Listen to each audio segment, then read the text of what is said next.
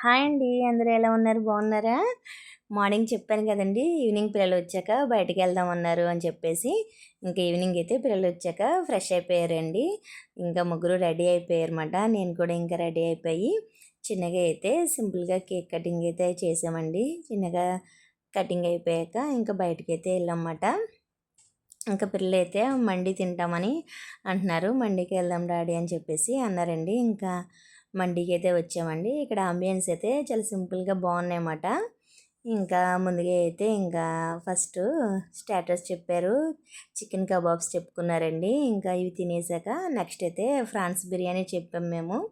ఇంకా పిల్లలకైతే ఒకటి మండీ చెప్పమాట. ఇదిగోండి మేమైతే ఫ్రాన్స్ బిర్యానీ తీసుకున్నాము. ఇంకా పిల్లలకైతే మండీ అన్నారు. వాళ్ళకైతే మండీ చెప్పాము.